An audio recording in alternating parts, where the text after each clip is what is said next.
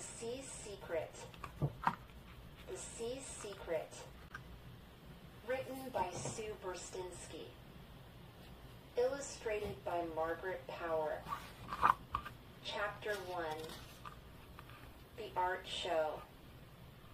Careful! There's a damp spot on the floor.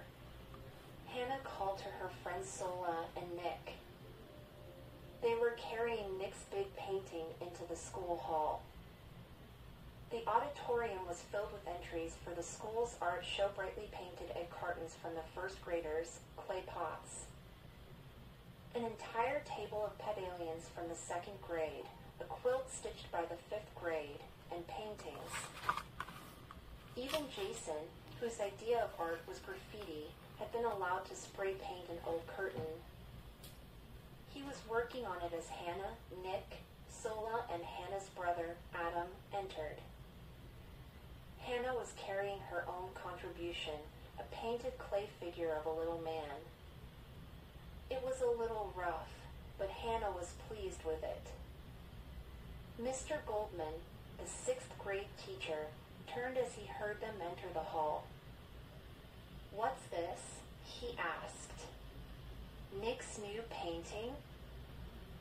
"I finished it this morning," Nick said shyly. Nick was good. He was taking private lessons. His painting was of a man in an abstract style. "That's great!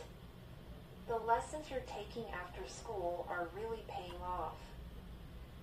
Leave it by the door and we'll hang it later." Mr. Goldman saw Hannah's sculpture. "That's very nice, Hannah. It's an Egyptian Ashapti figure," she explained. "They used to put them in tombs so you could have servants in the afterlife." "It's lovely," he said kindly. "I'm not an artist," Adam grinned. "I'm helping Nehama." Nehama was Hannah and Aiden's younger sister. She was in grade 3.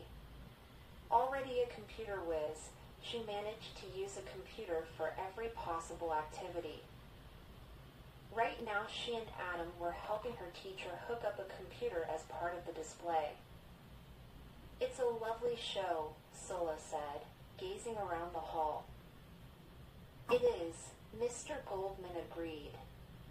"And it's being opened by Maria Pride, who used to be a student here." "Hey, I've heard of her," Adam exclaimed. "She does science fiction art." "She's great." Mr. Goldman smiled. "She is. But she used to do landscapes and seascapes. In fact, she donated one to the school."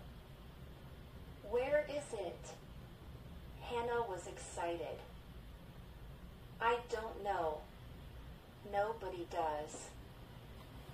"How could anyone lose a painting?" asked Nick.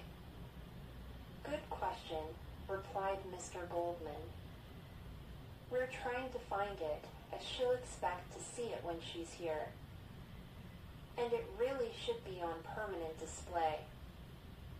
She donated it about 20 years ago, and no one has been here that long. Maybe it's in storage somewhere. But the school nearly burned down 10 years ago." "Oh, no!" Sola breathed in dismay. "Would the painting have been destroyed then?" "Possibly. Or it may have been so badly damaged that it had to be thrown out." "I don't even know what the painting looks like," said Mr. Goldman. "But it would be a seascape or a landscape, though, wouldn't it?" asked Hannah thoughtfully. Mr. Goldman smiled. "I just got a letter from Maria Pride, and she did tell me that it's called The Sea's Secret. She painted it before she started on science fiction art. But that's all I know."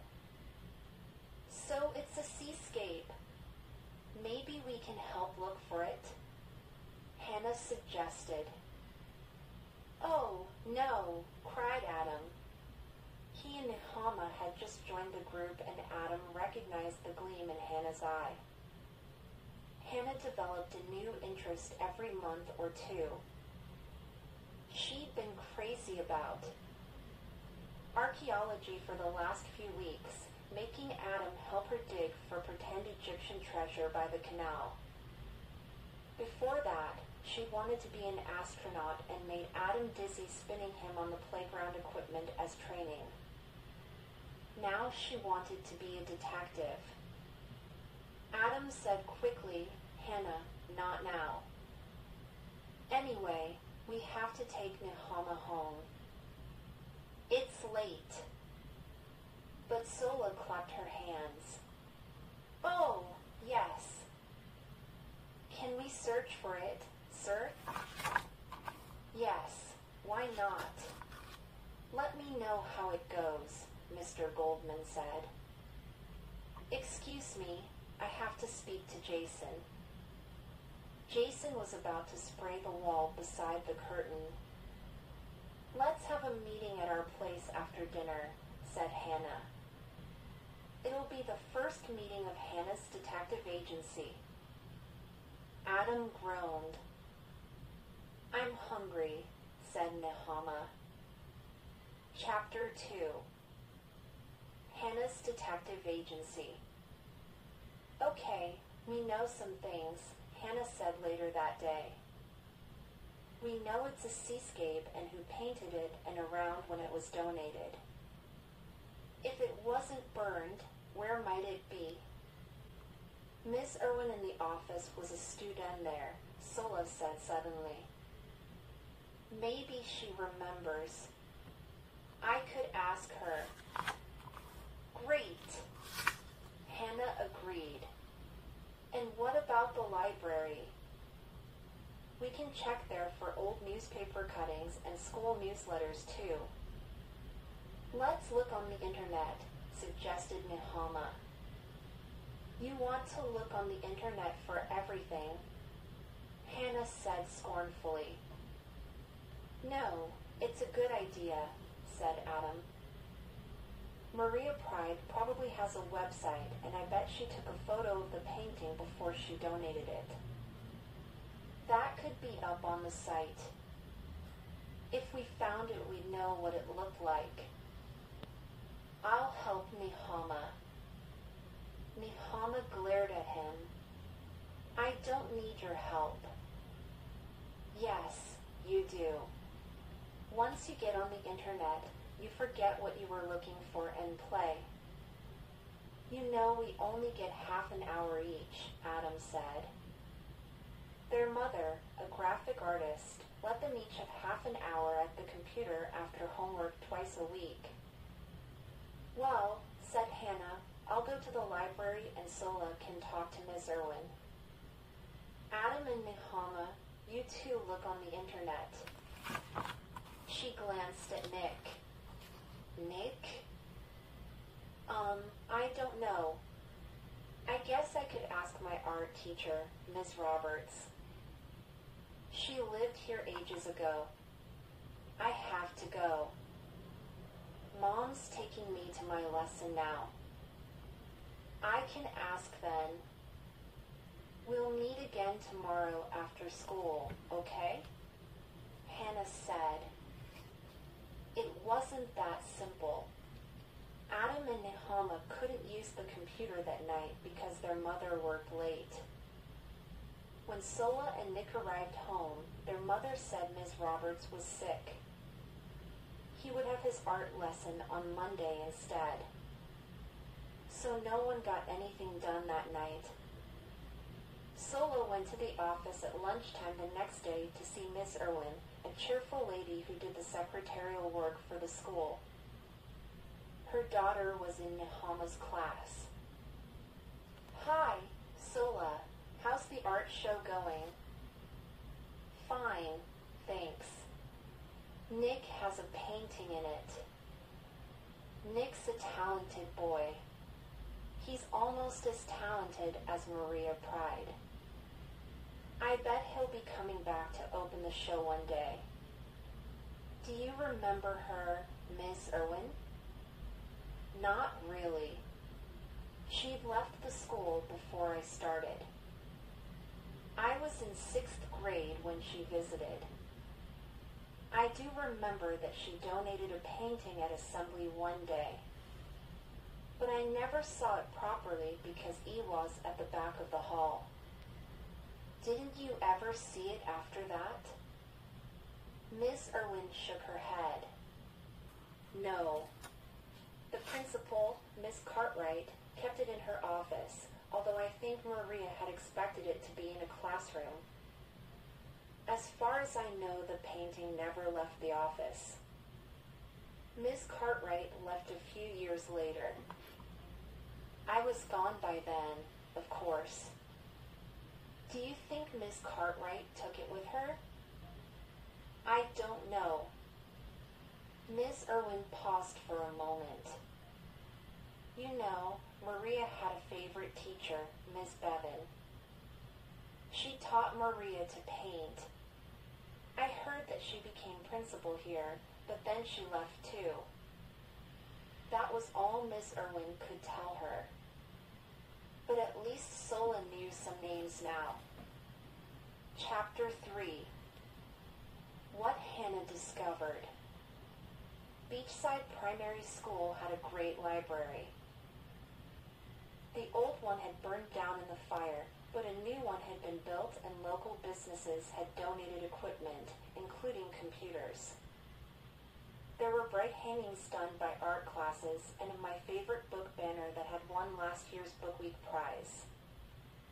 Bean bags and cushions lay in the corners. Miss Hayes, the teacher librarian, kept the school's old files, which had been rescued from the fire. She had scanned some of the older newspaper cuttings and newsletters onto disk. Hannah hoped to find an article about the painting. Hi, Miss Hayes, said Hannah as she entered the library.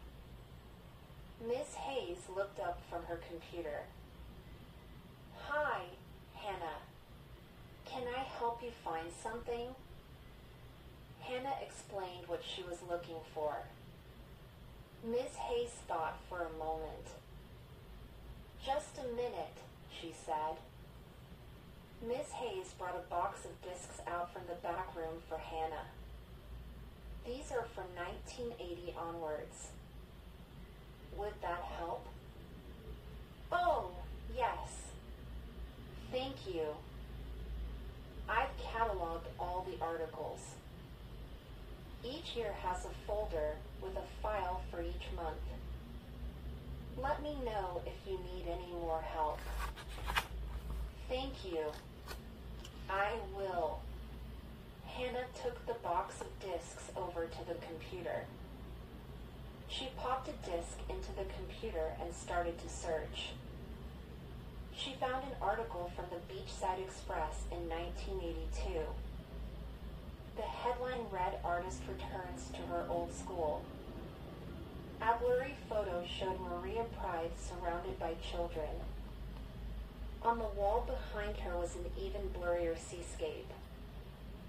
Hannah was really disappointed. She couldn't tell from the photo what the painting looked like. The article wasn't much more help. All it said was that Principal Cartwright was thrilled to receive such a fine painting on behalf of the school. The article went on to talk about Maria Pride's career, which was just getting started. It didn't say much else. Still, Hannah printed it out. Some newsletters for that year gave the exact date, May 25, 1982, and described the picture as cliffs near the school. Hannah printed that out too, though there wasn't much ink left in the printer cartridge, and then left, thanking Miss Hayes. She had a few clues now. The painting might be in a storeroom somewhere, of course. But there was no point in running around searching through all the storerooms and cupboards until they were sure it was still in the school. If no one had seen it in years, It probably wasn't.